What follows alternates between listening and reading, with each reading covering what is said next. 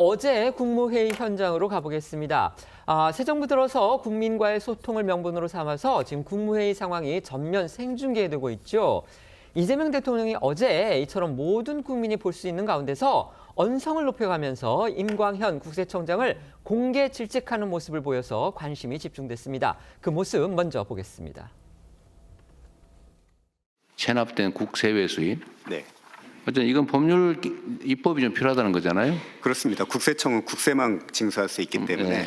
지금 국회가 너무 느려서 네. 지금 일을 할 수가 없는 상태잖아요. 국가채권관리법을 개정을 해서 참 저희가 말을 더 무슨 빠를 것 같습니다. 국회가 지금 너무 느려서 저 어느 세월이 될지 모른단 말이에요. 2월 중에 추진을 지금 저희가 하려고 하는데 일을 하겠습니다. 그냥 지금부터 시작하시라고요. 저런 속도로 해가지고 어느 세월이 될지 모릅니다. 이런 이 대통령의 질책은 임광현 국세청장과 이 체납된 국세외 수입의 징수 방안을 논의하는 과정에서 나왔습니다. 이재명 대통령은 지난 20일 국무회의 때도 누적된 체납 세외 수입 금액이 얼마인지 등에 대해 임 청장이 정확한 답변을 내놓지 못하자 관심이 없는 거다, 공무원이셔서 그런가 너무 소심하다, 이렇게 면전에서 면박을 준 적이 있는데요.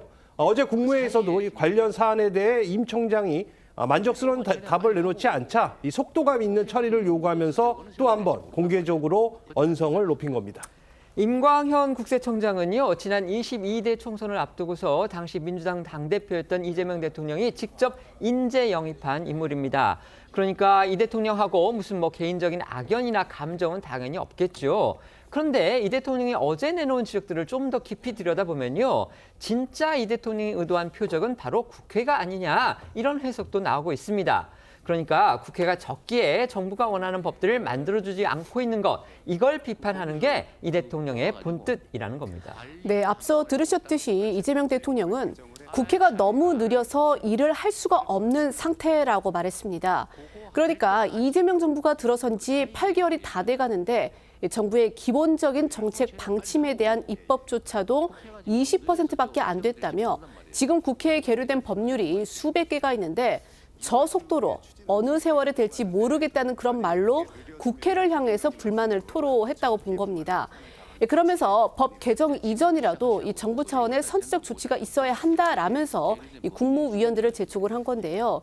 이를 두고 여권 안팎에선 최근 여야 간 극한 대치가 이어지면서 이견이 없는 민생 법안조차 국회가 처리하지 못하고 있는 상황에 답답함을 호소한 것이 아니냐라는 해석이 나옵니다.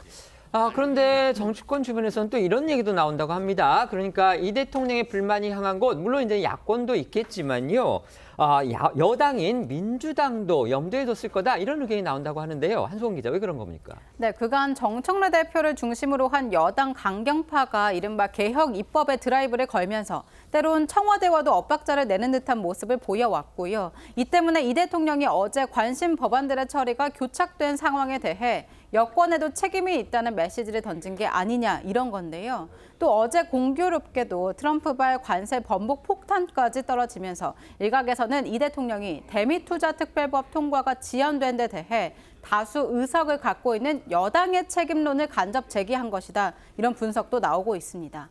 다만 김남준 청와대 대변인, 대통령은 주요 공약 그리고 정책 관련 법안을 통칭해 말한 것이다, 이렇게 선을 그었습니다.